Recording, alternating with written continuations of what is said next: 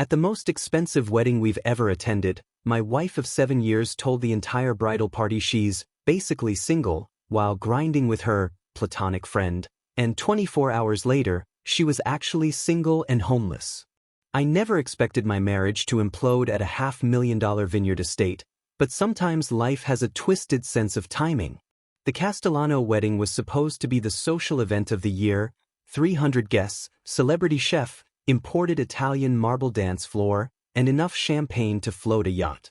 Brooke had been obsessing over this wedding for months, not because she cared about the bride, but because it was her chance to network with the tech elite and show off the lifestyle my startup success had afforded us. I watched her spend $2,000 on a dress she'd wear once, book appointments at the most exclusive spa in the city, and coordinate her outfit with what she called her emotional support system, Ryan, her personal trainer who'd somehow become her constant companion over the past year. I should have paid more attention to how excited she was to have Ryan as her +1 to all the pre-wedding events, but I was buried in preparing for a major product launch and figured she deserved to have fun with her friends. The venue was absolutely stunning, perched on rolling hills overlooking Napa Valley, with string lights creating a magical canopy over the outdoor reception area. I felt proud walking in with Brooke on my arm, both of us dressed to the nines, me in my custom Tom Ford tuxedo, her in that expensive designer gown that hugged every curve perfectly. For the first hour, everything seemed normal.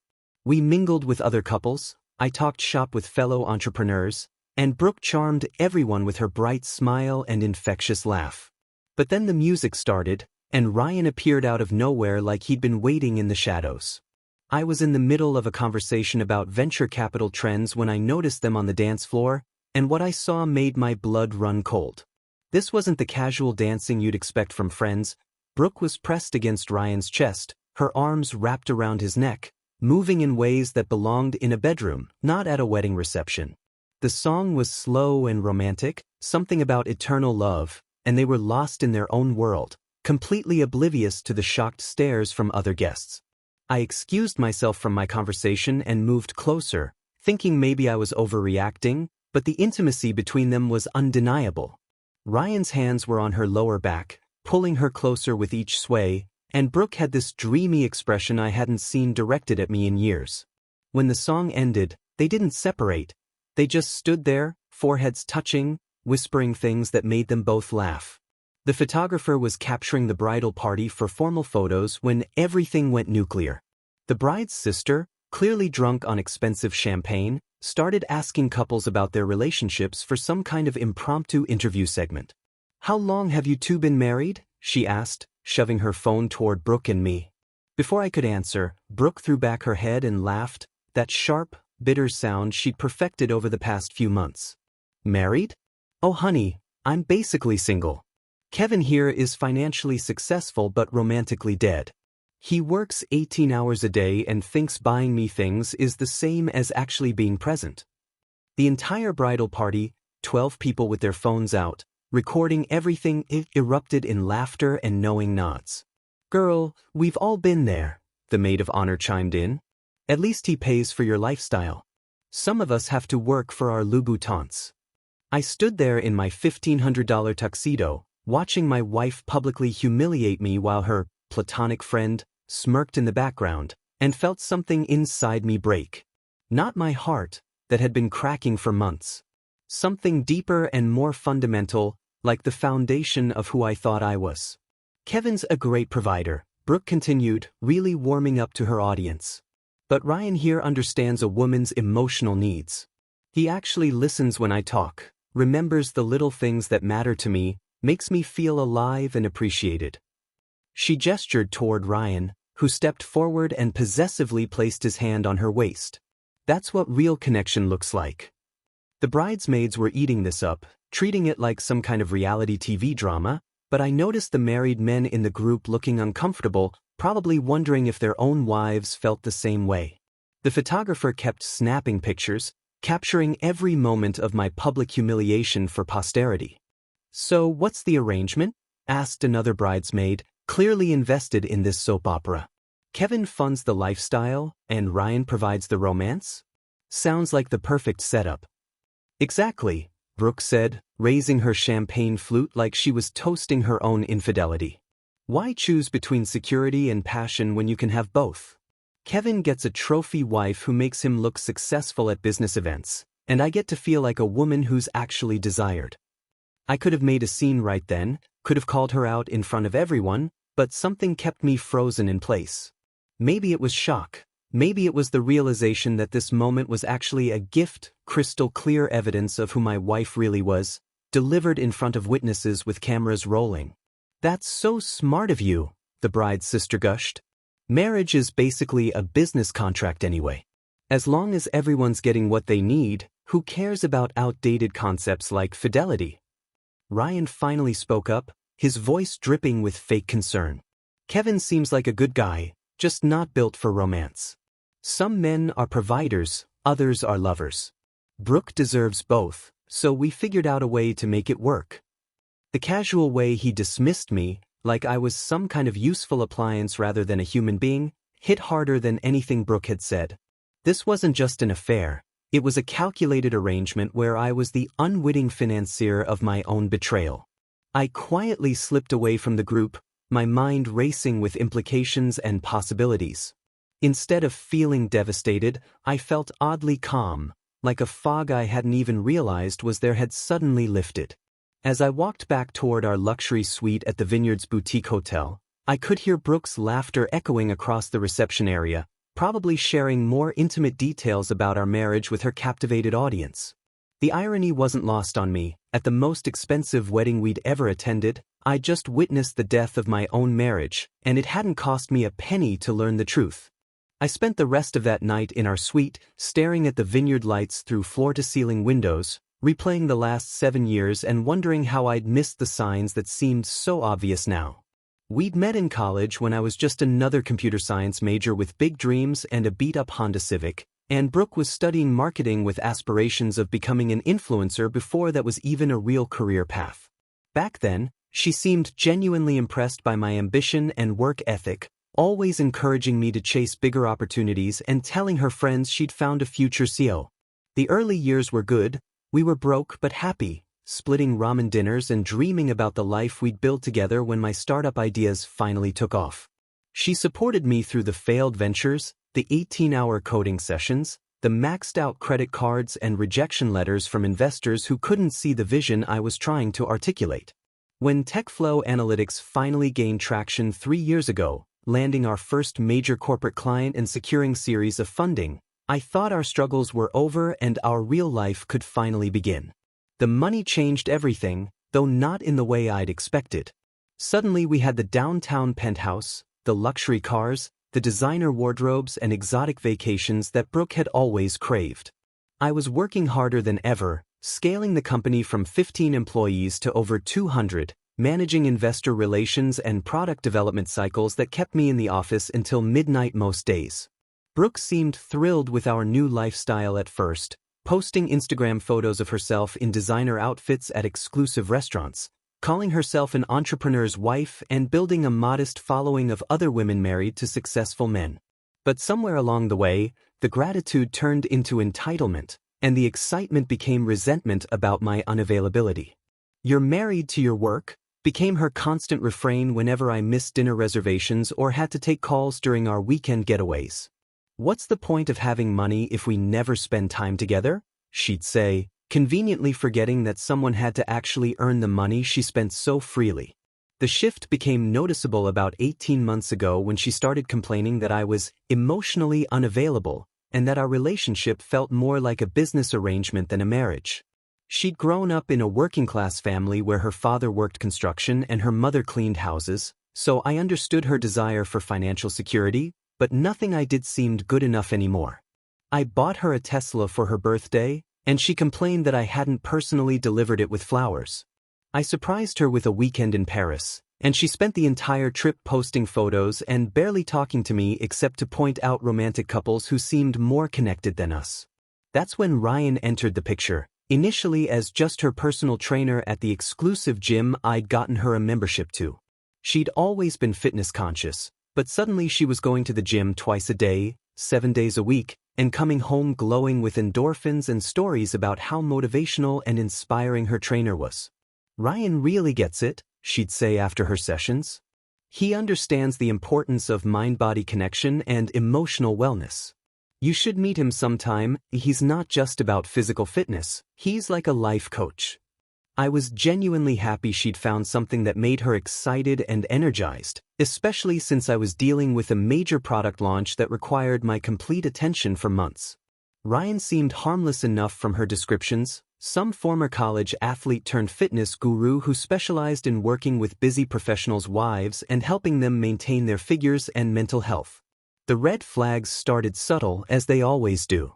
Brooke began scheduling her gym sessions during times when she knew I'd be on important conference calls, positioning herself where I could see her getting dressed in increasingly revealing workout outfits while she FaceTimed with Ryan about her training goals. She'd laugh at things he said in ways that seemed overly intimate, touching her hair and biting her lip like she was flirting, but when I mentioned it, she'd act offended that I didn't trust her to have male friends. "Ryan's helping me become the best version of myself," she'd say defensively. "Sorry if my personal growth makes you insecure." The weekend hiking trips started 6 months ago, initially framed as group fitness activities with other clients, but somehow the photos she posted only ever showed her and Ryan conquering mountain trails together, sharing energy bars and inside jokes about their spiritual journey through nature. When I suggested joining them sometime, she'd find reasons why it wouldn't work. The group was already full, or the trail was too advanced for beginners, or it conflicted with my work schedule that she'd apparently memorized better than I had. The late-night gym sessions became a regular thing, with Brooke explaining that Ryan offered special after-hours training for his premium clients who needed privacy and personalized attention. "He's teaching me advanced techniques that require total focus and no distractions," she'd tell me, returning home at 11 p.m. with that same post-workout glow and a dreamy expression that lingered long after she'd showered. I started noticing how she'd light up whenever her phone buzzed with messages from him, how she'd suddenly become secretive about her screen, angling it away from me in ways she'd never done before. The breaking point should have been 6 months earlier when she suggested Ryan move into our guest house to save money on rent, since he was between apartments and looking for the right place. The fact that my wife wanted to install her personal trainer in our backyard while I worked 16-hour days should have been the wake-up call I needed, but I was so buried in launching our new AI-powered analytics platform that I barely processed what she was asking. It would just be temporary, she'd insisted when I raised concerns about privacy and boundaries. "He's practically family now anyway, and think about how convenient it would be for my training schedule. Plus, he could help with security when you're traveling for business." The rationalization was so smooth and reasonable sounding that I almost agreed, but something in my gut told me this was a line we couldn't cross. When I said no, she didn't argue or get upset. She just got quiet and started treating me like I was being unreasonably controlling and jealous. Looking back now, I realized that was probably when she and Ryan started planning their more elaborate arrangement, the one that turned me into their unwitting benefactor while they built their emotional and physical relationship right under my nose. What Brooke and Ryan didn't know was that I'd been building my own elaborate plan for an entire year, ever since I discovered their romantic text messages on her laptop while she was in the shower one evening last spring. I'm a tech entrepreneur. Pattern recognition and strategic planning are literally what I do for a living. So when I saw messages like, "Kevin's working late again, perfect time for our private session," and "I can't wait to feel your hands on me during tomorrow's workout," I didn't confront them immediately like an emotional amateur would. Instead, I did what any good analyst does when they discover a problem. I gathered comprehensive data and developed a systematic solution. The first thing I did was hire Marcus Webb, the best private investigator money could buy, someone who specialized in corporate espionage and had connections throughout the tech industry. Marcus wasn't some sleazy detective who took photos through motel windows. He was a former FBI agent who now helped CEOs investigate industrial theft and corporate fraud, exactly the kind of methodical professional I needed for this situation. "Your wife and her trainer have been planning this longer than you think," Marcus told me during our initial meeting at his downtown office. "Based on the digital evidence you've shown me, they're not just having an affair, they're running a sophisticated operation to position you as an emotionally negligent husband while documenting everything that could maximize her alimony settlement. The revelation that this wasn't just infidelity but calculated financial manipulation made me approach the whole situation like a hostile takeover instead of a personal betrayal.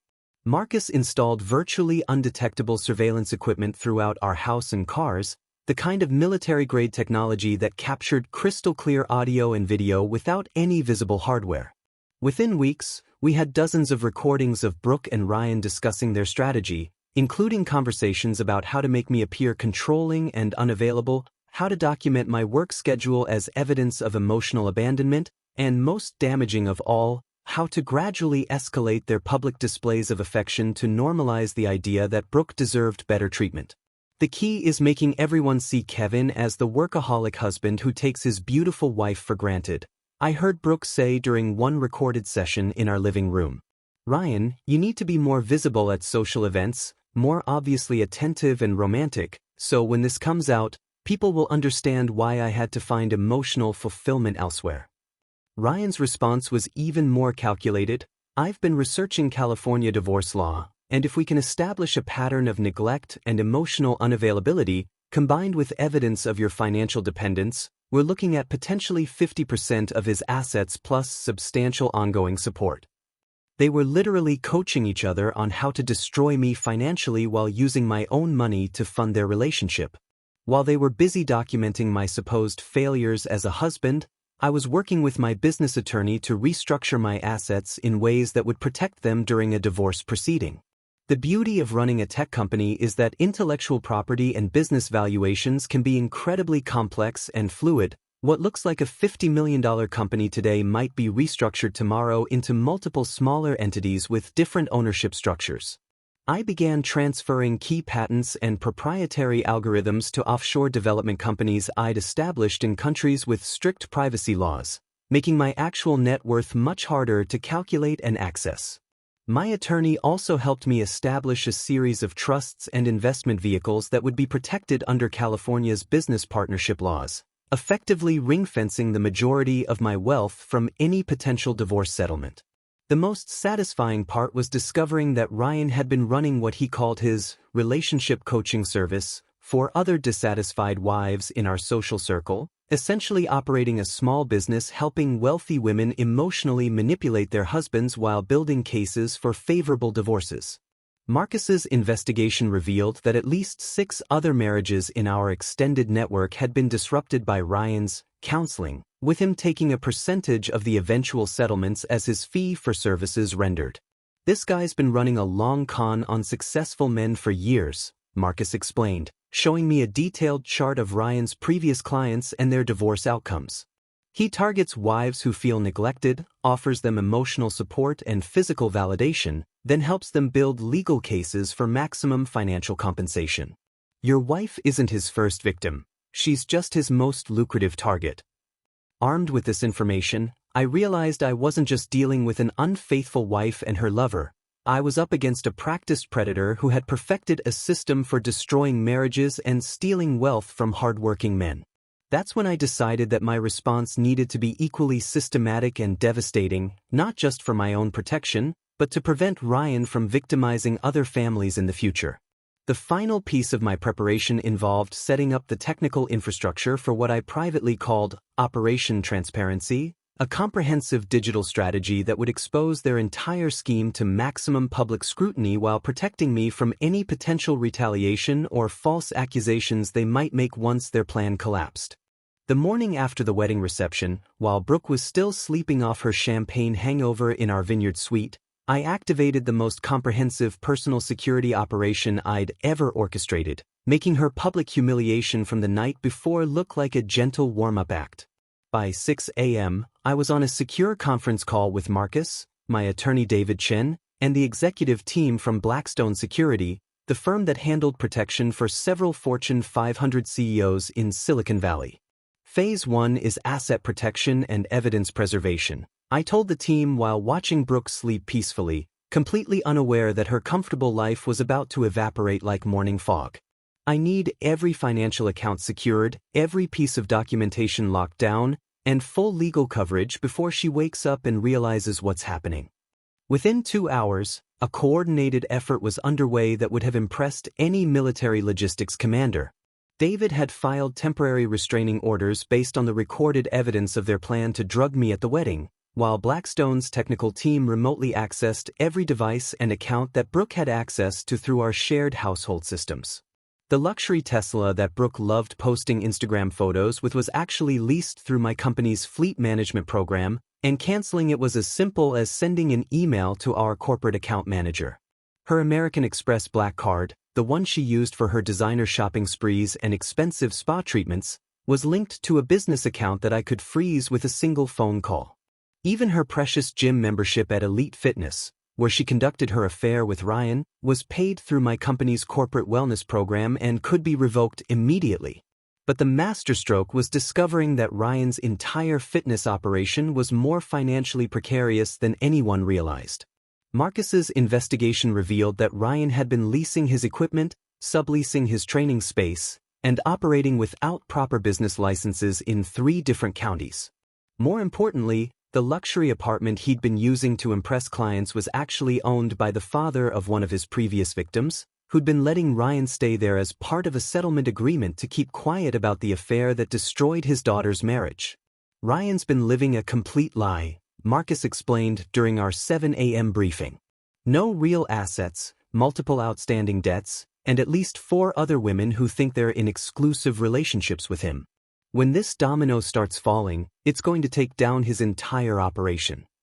The psychological warfare began at 8 a.m. when I had Blackstone's technical team trigger the suspicious activity protocols on all of Brooke's social media accounts. Within minutes, her Instagram, Facebook, and TikTok profiles were temporarily suspended pending security reviews, cutting off her primary source of validation and her platform for spinning whatever narrative she'd planned to use about our marriage ending. Simultaneously, I activated the network monitoring systems Marcus had installed, which immediately began documenting every attempt Ryan made to contact her through encrypted messaging apps and burner phone numbers. The real genius move was leveraging my position in the tech community to create immediate consequences for both of them. Ryan's gym, Elite Fitness, had been desperately trying to secure corporate sponsorship deals with tech companies, and my firm TechFlow Analytics had been one of their most promising prospects. One phone call to their corporate partnerships manager, accompanied by legal documentation of Ryan's predatory behavior toward clients, was enough to not only cancel our potential sponsorship but trigger a comprehensive review of his membership agreements and business practices. "I've got some disturbing news about one of your trainers," I told the gym manager, providing just enough detail to plant seeds of doubt without revealing my full hand. "You might want to review Ryan's client interactions before this becomes a legal liability for your facility." Meanwhile, David was working his magic in the legal system, filing a comprehensive motion that would freeze all jointly held assets pending a full investigation into what he termed matrimonial fraud and conspiracy. The beauty of having documented evidence of their plan was that I could claim they'd been systematically defrauding me for months, which gave us grounds to seek recovery of every penny I'd spent supporting Brooke's lifestyle during the period of their affair. The most devastating blow came when I reached out to Brooke's parents, Richard and Susan Morrison, who lived in a modest suburb about an hour away and had always treated me like the son they'd never had. They were genuinely good people who'd worked hard their entire lives and were incredibly proud of their daughter's marriage to a successful entrepreneur, often bragging to their friends about their son-in-law who'd made it big in Silicon Valley. The conversation was painful but necessary. "Richard, I need to show you something that's going to be very difficult to see," I said, sitting in their comfortable living room with my laptop open, showing them the recorded conversations and photographic evidence that Marcus had compiled. "I love your daughter, but she and her trainer have been planning to destroy our marriage as part of an elaborate financial scheme." Watching Richard's face change as he processed the evidence was heartbreaking. This man had walked Brooke down the aisle 7 years ago, believing she was marrying someone who would love and protect her, and now he was learning that his daughter had become a calculating predator who targeted the very man who'd given her everything she'd ever wanted. "That son of a bitch has been using my daughter," Richard said quietly, his construction worker hands clenched into fists as he watched video footage of Ryan coaching Brooke on how to maximize her divorce settlement. And she's been stupid enough to let him. The final element of Phase 1 was preparing for the media circus that would inevitably follow. I'd learned from watching other tech executives navigate public scandals that controlling the narrative from the beginning was crucial, so I retained the same crisis management firm that had handled several high-profile Silicon Valley divorces. Their job was to ensure that when this story broke, it would be framed as a successful entrepreneur protecting himself from financial predators rather than a bitter husband seeking revenge on an unfaithful wife. When Brooke and Ryan arrived at our house at 10:30 Monday morning, expecting to find me at the office like any normal workday, they instead discovered a scene that looked like something from a crime drama, complete with security personnel, news vans, and a crowd of neighbors who'd been drawn by the unusual activity on our normally quiet street. I watched through the security monitors from my downtown office as they pulled up in Ryan's beat-up Honda. Apparently the luxury lifestyle he'd been projecting was as fake as everything else about him, and saw their faces change from confusion to panic as they realized this wasn't going to be the casual conversation they'd planned. "Kevin, what the hell is going on?" Brooke shouted at the security cameras, pounding on the front door that she'd walked through freely for 7 years but would never enter again. "Why are there news crews here? Why won't you answer your phone?" The beauty of having Blackstone Security handle this phase was their experience with high-stakes corporate disputes and hostile takeover attempts. They knew exactly how to create an atmosphere of serious legal consequences while maintaining complete professionalism and staying within all legal boundaries. The security team wasn't there to intimidate anyone, they were there to document everything and ensure that any attempts at trespassing, property damage, or harassment were captured on multiple high-definition cameras from every possible angle. "Ma'am, you'll need to step back from the door," the lead security officer told Brooke calmly. "This property is under legal protection pending an ongoing investigation, and any attempt to gain unauthorized access could result in criminal charges." Ryan, who'd been coaching Brooke on manipulation tactics for months, immediately tried to take control of the situation with the same smooth confidence he'd used to seduce married women. "Officer, I think there's been some kind of misunderstanding here. This is Mrs. Morrison's home, and she has every right to enter her own property." "Actually, sir, according to the legal documents we've been provided, this property is solely owned by Mr. Kevin Morrison through his business trust, and Mrs. Morrison is currently subject to a temporary restraining order that prohibits her from entering these premises." The look on both their faces when they realized I'd been planning this confrontation for months, while they thought I was obliviously working late every night, was absolutely priceless. But the real psychological warfare began when I activated the recording devices I'd been wearing for the past 6 months and began broadcasting their own words back to them through the house's exterior sound system. The key is making everyone see Kevin as the workaholic husband who takes his beautiful wife for granted. Brooke's voice echoed across the neighborhood, clear as a bell and impossible to deny. "Ryan, you need to be more visible at social events, more obviously attentive and romantic, so when this comes out, people will understand why I had to find emotional fulfillment elsewhere." The neighbors who'd been watching curiously from their yards suddenly became much more interested in the unfolding drama, and several of them started recording with their phones as more damaging audio continued playing. Ryan's voice came next. "I've been researching California divorce law, and if we can establish a pattern of neglect and emotional unavailability, combined with evidence of her financial dependence, we're looking at potentially 50% of his assets plus substantial ongoing support." "Turn that off," Brooke screamed, her carefully maintained public image crumbling in real time as her own words revealed the calculated nature of her betrayal. "Kevin, stop this right now. We can work this out like adults." But I was just getting started. The next recording was even more devastating. A conversation from 3 weeks earlier where they discussed their plan to drug me at the wedding to create compromising photos that could be used in divorce proceedings. "If we can get some pictures of Kevin passed out drunk or acting inappropriately, it'll support the narrative that he's an irresponsible workaholic who can't handle social situations," Ryan's voice explained in clinical detail. A few roofied drinks, some staged photos, and suddenly Kevin becomes the villain in this story instead of the victim. The crowd that had gathered, neighbors, news crews, and random passers-by drawn by the commotion, went completely silent as they processed what they were hearing.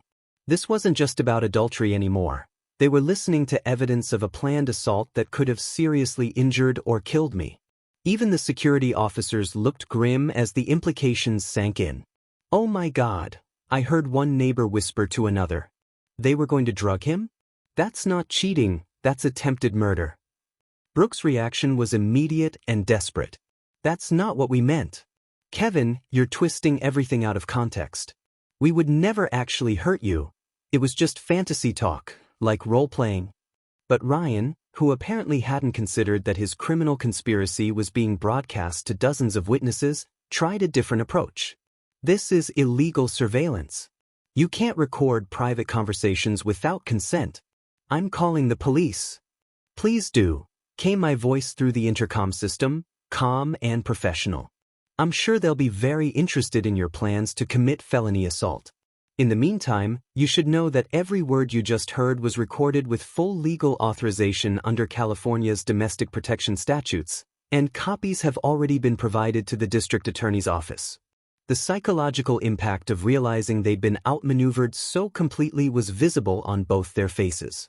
Brooke, who'd spent months thinking she was manipulating a naive workaholic, suddenly understood that she'd been married to someone who was several steps ahead of her the entire time.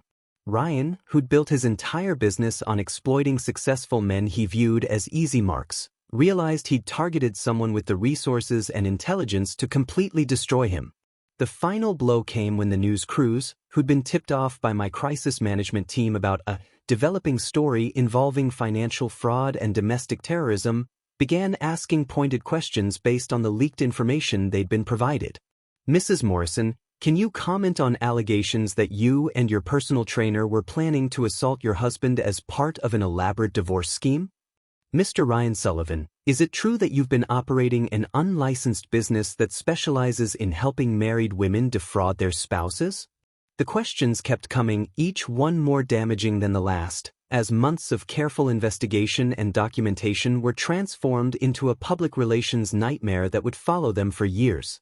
As I watched from my office monitor, I saw Brooke collapse against Ryan's car, finally understanding that her comfortable life was over and her reputation was destroyed beyond repair.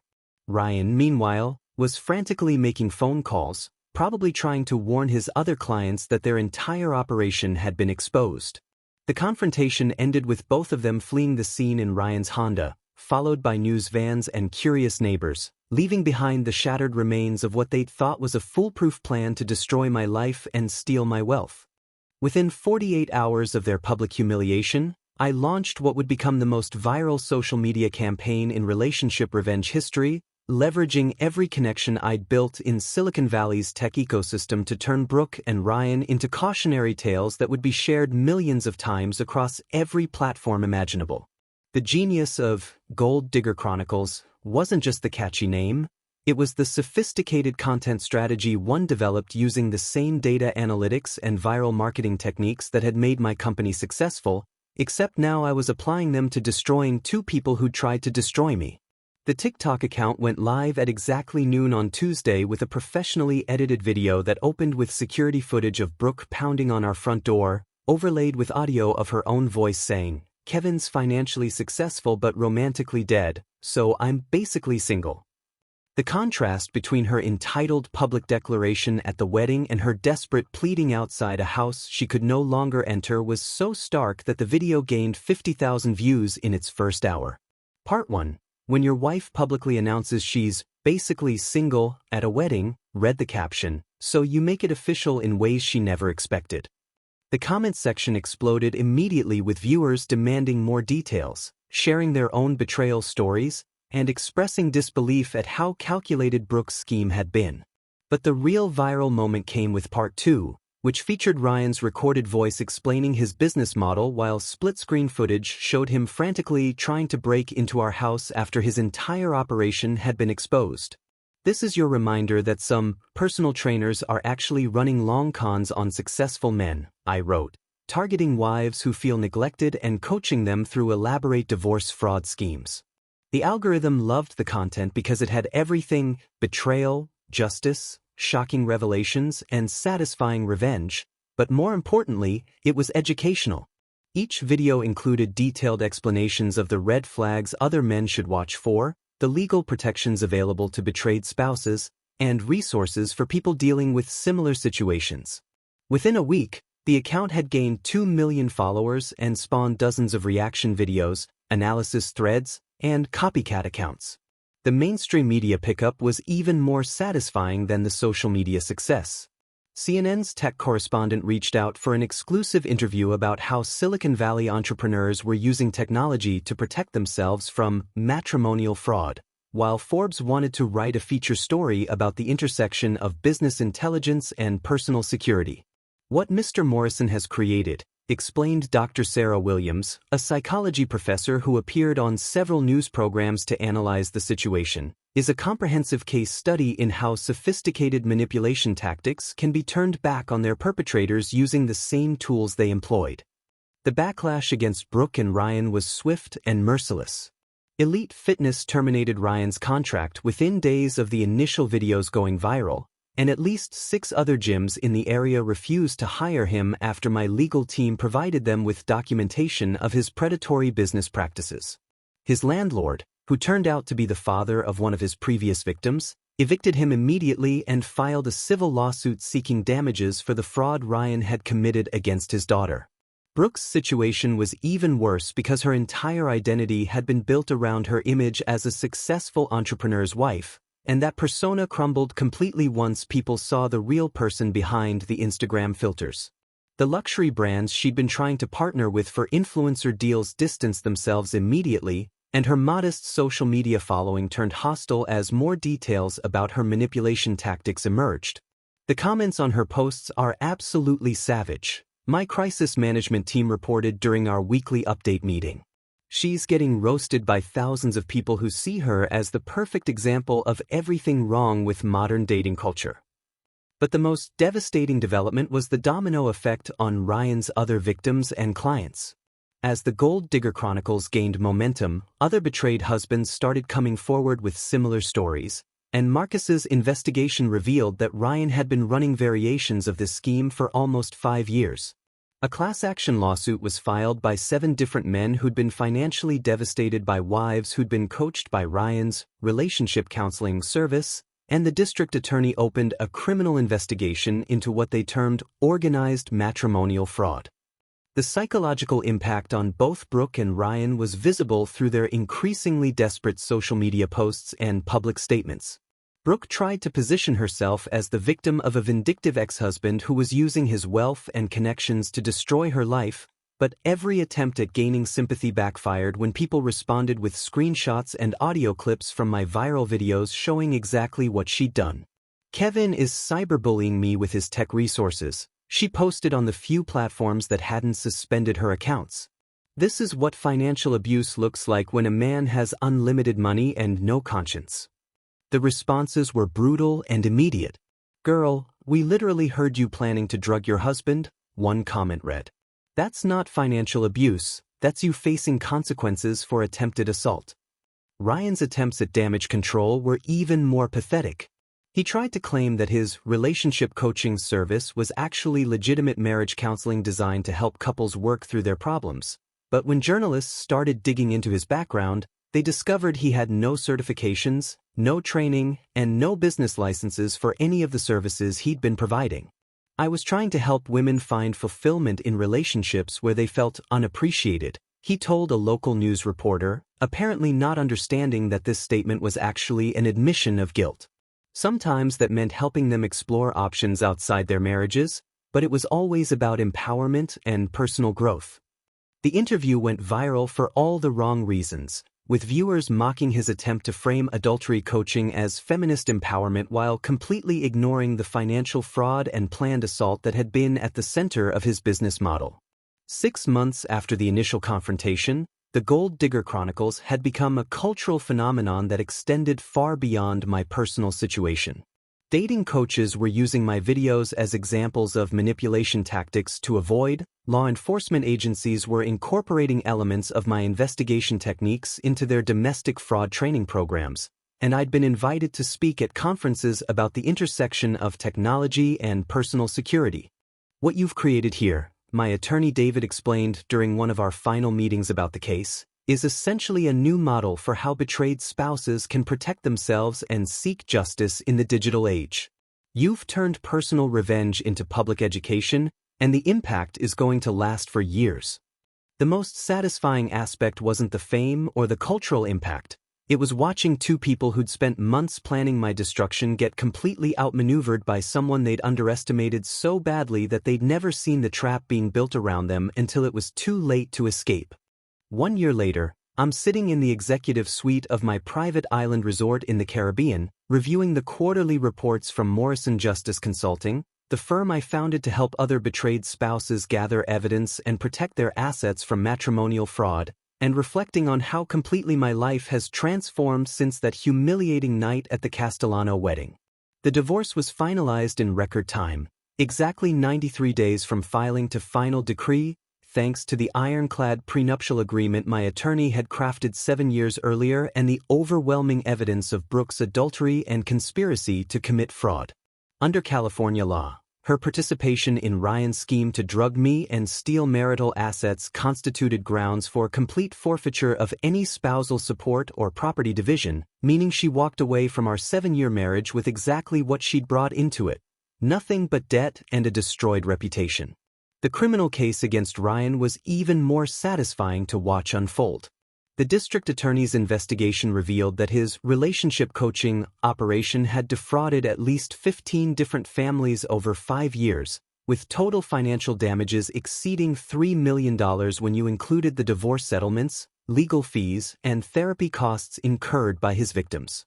He was ultimately sentenced to 8 years in federal prison for conspiracy, fraud, and attempted assault, while facing civil lawsuits from multiple victims that would ensure he'd never have access to significant assets again even after his release. Ryan Sullivan represents a new category of predator, the federal prosecutor explained during his sentencing hearing, someone who systematically targets successful marriages and destroys them for financial gain while leaving devastating psychological damage in his wake. The evidence provided by Mr. Morrison has helped us understand the scope and sophistication of these operations, and we're using his case as a model for prosecuting similar crimes across the country. Brooke's downfall was slower but equally complete. Without Ryan's coaching and my financial support, she struggled to maintain even the most basic lifestyle, eventually taking a job at a discount retail chain in the suburb where her parents lived, sharing a studio apartment with a roommate she'd found on Craigslist. Her social media presence, once her primary source of identity and validation, became a constant reminder of the luxury lifestyle she'd thrown away, with followers regularly commenting on her posts with screenshots from the Gold Digger Chronicles videos.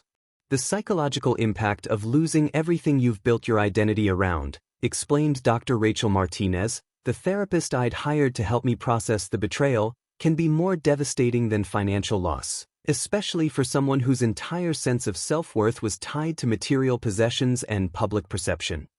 The most poetic justice came when several of Brooke's former friends, women from our old social circle who'd initially supported her claims of being trapped in a loveless marriage, started reaching out to apologize once they saw the evidence of her manipulation and lies. "We had no idea she was capable of something so calculated and cruel," wrote Jessica Walsh, one of her former bridesmaids, in a long Instagram message that she eventually posted publicly. Those of us who supported her narrative about Kevin being emotionally unavailable feel terrible about how wrong we were. Kevin was never the problem. Brooke was just a master manipulator who played the victim while planning to destroy a good man's life. The success of TechFlow Analytics continued to grow throughout the legal proceedings, largely because the publicity from the Gold Digger Chronicles had actually enhanced my reputation in the business community rather than damaging it. Silicon Valley entrepreneurs saw my systematic approach to dealing with betrayal as evidence of the same analytical thinking and strategic planning that made me successful in business, and several major clients signed with us specifically because they were impressed by how I'd handled the situation. Kevin Morrison didn't just protect his assets, wrote TechCrunch in a feature article about my company's growth. He turned personal adversity into a masterclass in crisis management and strategic thinking that's become legendary in entrepreneurial circles. The decision to sell TechFlow Analytics for $50 million came 18 months after the divorce, when I realized that my true passion had become helping other people navigate similar situations rather than building analytics software for corporate clients. Morrison Justice Consulting launched with a team of private investigators, forensic accountants, cybersecurity experts, and family law attorneys, all coordinated through a proprietary case management system that I developed based on my own experience. What we offer isn't just evidence gathering, I explained during my keynote speech at the National Association of Divorce Attorneys Conference. It's comprehensive protection for people who are dealing with sophisticated manipulation tactics and financial fraud disguised as marital problems. Within 6 months, we had clients in 12 states and a waiting list of over 300 people who needed our services. The private island purchase was partly practical. It provided a secure location for our most sensitive client meetings and data storage, but mostly symbolic. I wanted a place that represented complete independence and self-determination, somewhere I could build exactly the life I wanted without having to consider anyone else's approval or manipulation. The resort operation that I'd developed on the property had become surprisingly profitable, hosting executive retreats and destination weddings for people who appreciated the privacy and security that our location provided. It's ironic, I told Marcus during one of his visits to the island, where he now served as Director of Field Operations for Morrison Justice Consulting, that I'm now making money from weddings after my own marriage was destroyed at one. The most rewarding aspect of my new life wasn't the financial success or the tropical paradise I'd created. It was the messages I received daily from people whose lives had been saved by the resources and strategies I'd shared through the Gold Digger Chronicles and my consulting work. "You helped me recognize the signs before it was too late," wrote David Chin, a software engineer from Portland whose wife had been coached by a Ryan Sullivan copycat. "Your videos literally saved my marriage and my financial future." Last month, I received a wedding invitation from Tom Rodriguez, one of our first clients, whose wife had been manipulated into an affair by her yoga instructor using tactics almost identical to Ryan's playbook. "Thanks to Morrison Justice Consulting," he wrote in his thank you note, "I was able to expose the manipulation, save my marriage, and help my wife understand how she'd been targeted by a predator. We're stronger now than we've ever been, and we owe that to the work you're doing." The final chapter in Brooke and Ryan's story came last week, when I learned through our monitoring services that Ryan had been attacked in prison by inmates who'd seen the Gold Digger Chronicles videos and decided that someone who targeted families and children deserved their own form of justice. He was transferred to protective custody, but the message was clear: his reputation would follow him wherever he went, and there would be consequences for his actions long after his sentence was completed.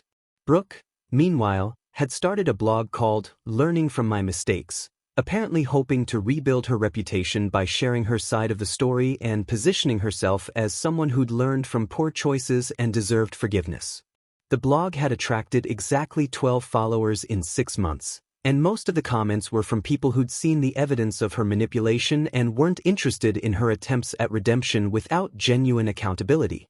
Some people never understand that forgiveness requires genuine remorse. I reflected during my morning coffee on the island's main deck, watching the sunrise paint the Caribbean horizon in shades of gold and pink. Brooke is still trying to manipulate people into feeling sorry for her instead of taking responsibility for the damage she caused. As I reviewed the latest case files from Morrison Justice Consulting, 3 new clients this week, all dealing with variations of the same predatory tactics that had nearly destroyed my life, I felt a deep sense of satisfaction that went beyond personal vindication. Every marriage we saved, every family we protected, every predator we exposed was proof that something good had come from my own betrayal and suffering. The boat approaching the island's private dock carried my newest client, a federal judge from Miami whose husband had been systematically isolating her from friends and family while building a case for a financially devastating divorce. Like so many of our clients, she'd initially blamed herself for her marriage's problems, not recognizing the sophisticated manipulation tactics being used against her until it was almost too late. "Welcome to Morrison Island," I said, greeting her at the dock with the same calm confidence that had carried me through the darkest period of my life. Let's talk about how we're going to protect your future and make sure the people trying to destroy your life face the consequences they deserve. The sun was setting behind us as we walked toward the main house, and I couldn't help but smile at the irony. The man who'd been publicly humiliated at someone else's wedding had built a life more successful and fulfilling than anything he could have imagined while married to someone who saw him only as a financial safety net rather than a human being deserving of love and respect.